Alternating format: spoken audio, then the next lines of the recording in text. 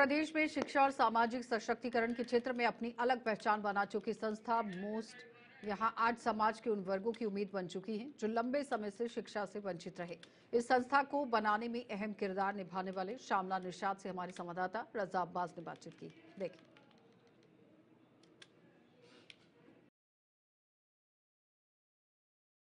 अवध क्षेत्र, पूर्वांचल, लखनऊ के आसपास ज़िलों में, पूरे प्रदेश में बाकायदा एजुकेशन पे काम करने वाली बड़ी प्रसिद्ध संस्था मोस्ट, जिसमें एक जाति समीकरण का समन्वय मिलाप करके नाम रखा गया मोस्ट। एम जो स्टैंड कर रहा है माइनॉरिटी, ओ स्टैंड कर रहा है ओबीसी, और बाकायदा एस स्टैंड कर रहा है एसएसटी, और टी स्टैंड कर रहा है ट्राइबल। तो ये मिलाकर मोस्ट नाम रखा गया और इसकी बाकायदा नेतृत्व श्यामलाल निषाद कर रहे हैं, जो सुल्तानपुर से ताल्लुक़ रखते हैं। छोटे बच्चों की एजुकेशन पे काम कर रहे हैं। बहुत हद तक एक बड़ा आंदोलन भी एजुकेशन को लेकर चलाते हुए नज़र आ रहे हैं। और ख़ास तौर पे अभी जो मर्जर की बात विद्यालयों को लेकर हो रही थी, उन मासूम बच्चे जो शिक्षा ग्रहण करने के लिए इन विद्यालय में जाते हैं, उसको सरकार मर्जर पर आमादा थी, जिसको न्यायपालिका ने अभी बाकायदा विचाराधीन है। मगर सरकार के इस आदेश के खिलाफ जन आंदोलन चलाया पूर्वांचल में, अवध क्षेत्र में, और बाकायदा इसके खिलाफ मुहिम चला रहे हैं। इस वक्त हमारे साथ मौजूद हैं, हम उनसे पूछेंगे किस तरह से इनकी संस्था काम करती है और क्या आउटपुट है, क्या इनपुट है इनकी संस्था का। और सबसे अहम चीज़ ये है, जो विद्यालय मर्जर की बात हुई थी उसमें आपका क्या अहम रोल था।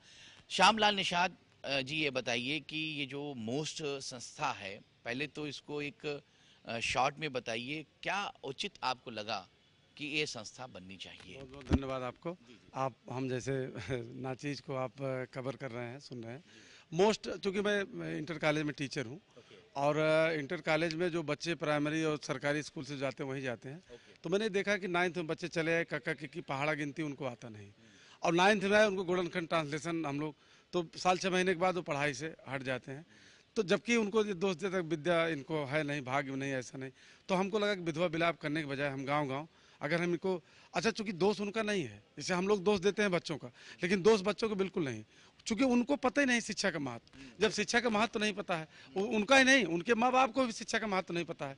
तो जब हम, भाई सबसे बड़ा दोषी इसके हम लोग हैं, पढ़े लिखे लोग हैं, कि हम अनपढ़ लोगों को जो ना समझ है शिक्षा का महत्व से अनभिज्ञ है, तो हम वहाँ जाते हैं गाँव शिक्षा का महत्व बताते हैं।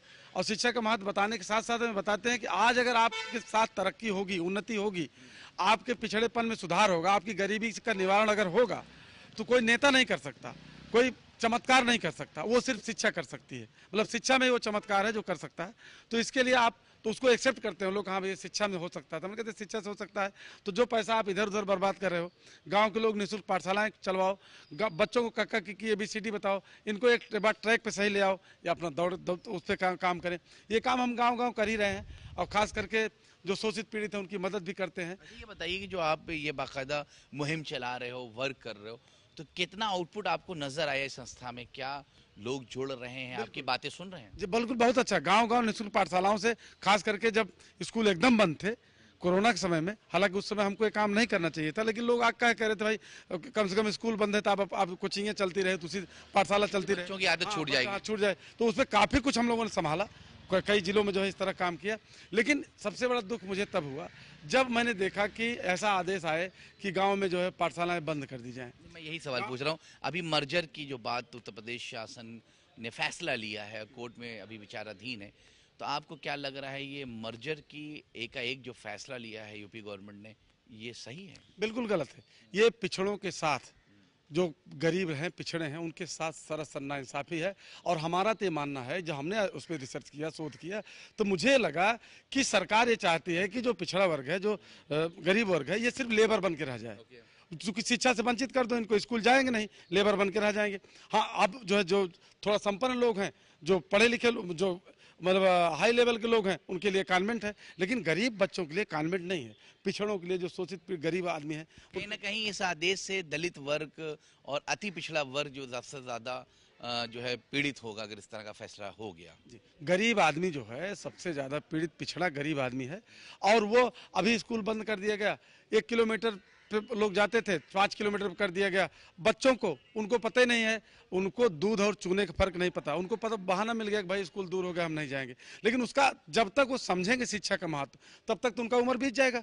तो हम लोग इस पे आंदोलन कर रहे हैं। अभी बहुत बड़ा प्रदर्शन हम लोगों ने सुल्तानपुर में किया है और इसमें ये भी है कि 1 महीने के अंदर अगर इस पे निर्णय नहीं हो जाता है, ये गांव-गांव, अच्छा ये तो कंफ्यूज कर रहे हैं, इनके जो बड़े अधिकारी हैं वो कंफ्यूज कर रहे हैं, कह रहे हैं कि मर्जर किया जा रहा है, फिर संख्या जैसी कोई बात नहीं है, जबकि हकीकत यह है कि मर्जर नहीं, स्कूल बंद किए जा रहे हैं। हम कह रहे हैं कि जहाँ 45 बच्चे हैं, 45 बच्चे हैं, क्या उनको अधिकार नहीं है? शिक्षा मूल अधिकार बन चुकी है। आप तमाम माननीय सुप्रीम कोर्ट डिसीजन देखेंगे, आप आर्टिकल 21 में देखें। दो चीज अहम है, मैं आपको रोकूंगा। 2 चीज, एक तो मेडिकल और एजुकेशन। पूरी दुनिया में हर प्रत्येक व्यक्ति की एक अहम जरूरत है और हर मुल्क में बाकायदा उनको इजाजत दी है। कोई भी यूरोप में चले जाएं, चाहे अफ्रीका कॉन्टिनेंट में चले जाएं, हर जगह उनको 2 बेसिक मूल जो बहुत ही इम्पॉर्टेंट है एक आम इंसान की, वो वहाँ की गवर्नमेंट देती है। तो हमारी गवर्नमेंट को इन दोनों चीज़ों को सुचारू रूप से देना चाहिए, ना कि उस पर अंकुश लगाना। देखिए ऐसा है, जहाँ तक हमारा मानना है, क्योंकि ऐसा कोई अनायास कोई काम नहीं होता है, ये निश्चित रूप से हमारा मानना है कि ये पिछड़ा विरोधी सरकार है।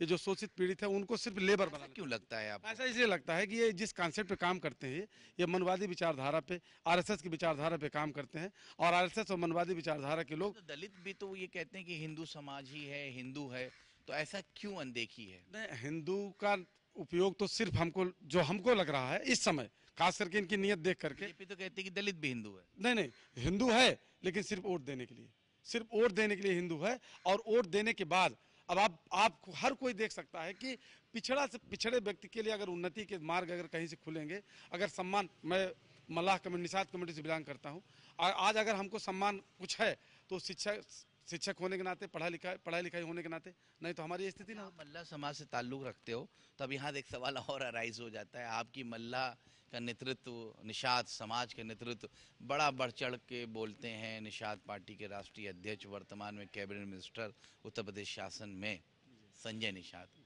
तो कहते हैं कि भैया मल्लाह की हमने बहुत सेवा कर दी और इतना उन्नति पे ले आया हूँ इस समाज को। वो तो नेतृत्व कर रहे हैं, वो तो कहते हैं हमारा समाज खुश है, बीजेपी के साथ है। आप तो अलग जो है पटकथा बयान कर रहे हैं। देखिए अभी नासमझ है, निषाद समाज जो है नासमझ है और उस नासमझी का, तो कहते हैं हमारे साथ खड़ा है। नहीं, उस नासमझी का फायदा कोई उठा ले, लेकिन हमारा प्रयास है कि निषाद समाज जागरूक हो जाए, समझदार हो जाए, उसको अपने हक अधिकार के बारे में पता चल जाए, कहाँ उसको कैसे, उसको क्या करने से उसको तरक्की होगी, क्या करने से उसको उन्नति होगी, वो और उस शिक्षा एजुकेशन के प्रति जो है जागरूक हो जाए कि शिक्षित होकर के कर पाएगा।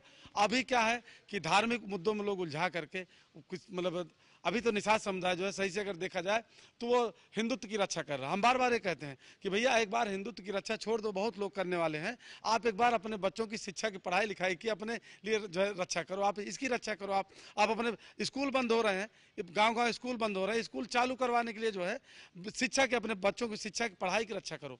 एक बार जो है हिंदुत्व की रक्षा छोड़ दो और लोग करें, लेकिन अब ना समझे उसको समझदार हम बनाएंगे। और जब तक हम पूर्वांचल में, पूरे प्रदेश में, पूरे देश में निषादों को, पिछड़ों को समझदार मनवादी विचारधारा से, हिंदुत्व की विचारधारा